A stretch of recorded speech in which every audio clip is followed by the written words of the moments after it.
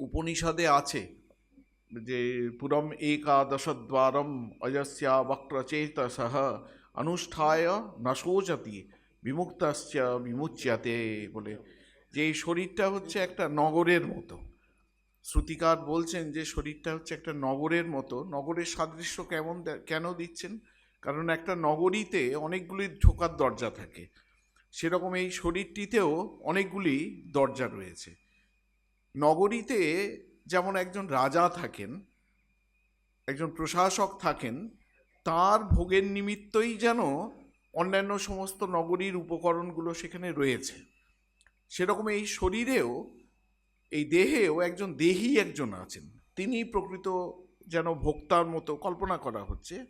তার ভোগের নিমিত্ত যেন সংহত পদার্থ মানে অচেতন পদার্থ, জড় পদার্থগুলো সব শরীরে রয়েছে বলে এবার শ্রুতি বলছেন যে এই শরীরে যিনি রয়েছেন, যার ভোগের নিমিত্ত এই শরীরের অন্যান্য সমস্ত ইন্দ্রিয় আদি, ইন্দ্রিয়, মন, বুদ্ধি, সেগুলি আবার রূপ, রস, গন্ধ, স্পর্শ, শব্দ ইত্যাদি জোগাড় করে সেই দেহীর কাছে গিয়ে উপস্থিত করছে, সেই দেহী কিন্তু জন্মরহিত, তিনি অজ, তিনি জন্মরহিত এবং অবক্রচেতা। তিনি হচ্ছেন যেন আনক্রুকেট, স্ট্রেট একদম। কেন বলা হচ্ছে আনক্রুকেট?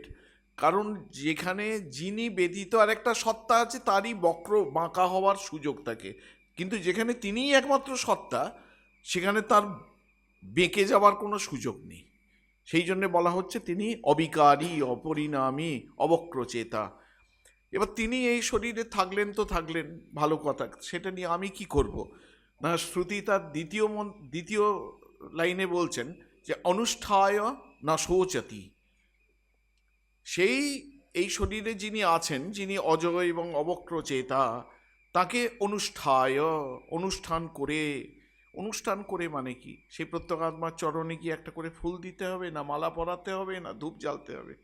মানে শঙ্করাচার্য বলছেন অনুষ্ঠায় মানে হচ্ছে ধ্যাত্বা, ধ্যান করে, সেই প্রত্যেগাত্মাকে অনুভব করে, হৃদয়ে হৃদয়ে অনুভব করে। কি হয় তার ফলটি কি হবে?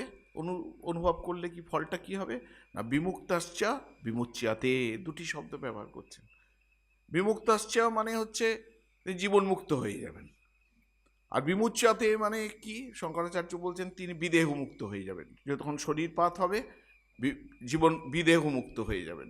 ধরা যাক একজন 100 বছর বাঁচবেন, 50 বছর বয়সে তিনি এই প্রত্যেগাত্মার সাক্ষাৎকার লাভ করলেন। বাকি 50 বছর যে তিনি বাঁচবেন, কিভাবে বাঁচবেন? তিনি জীবনমুক্ত হিসেবে বাঁচবেন। তারপর তার যখন শরীরপাত হবে, কি হবে না? তিনি বিদেহ মুক্তি লাভ করবেন। এখন প্রশ্ন হচ্ছে, এই যে জীবন মুক্তি লাভ করলেন, বিদেহ মুক্তি লাভ করলেন, এই সব শব্দগুলো কঠিন কঠিন শব্দ আমরা ব্যবহার করি। এই জীবন মুক্তি আর বিদেহ মুক্তির কি কোনো পার্থক্য আছে? কোনো পার্থক্য নেই। জীবন মুক্তি এবং বিদেহ মুক্তির কোনো পার্থক্য নেই। শুধু আমরা দেখি, আমরা যারা এখনো পর্যন্ত অজ্ঞানে নিমজ্জিত, আমরা দেখি যে জীবনমুক্ত পুরুষ আমাদের মতোই খাচ্ছেন, ঘুরছেন, ঘুমোচ্ছেন, হাঁটাচলা করছেন।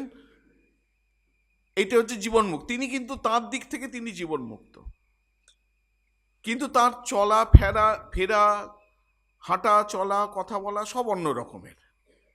আর তার যখন শরীরপাত হবে, শরীরটা চলে যাবে, তখন তার যে মুক্তিটা, সেটাকে আমরা বলছি বিদেহ মুক্তি। তিনি যেন আর কোনো শরীরের মধ্যে তিনি শরীরে কোনোদিনই বদ্ধ ছিলেন না। আমরা দেখছিলাম তিনি শরীরে বদ্ধ আছেন। এটি হচ্ছে জীবন মুক্তি। আর শরীরপাতের পর তিনি বিদেহ মুক্ত হয়ে যাবেন।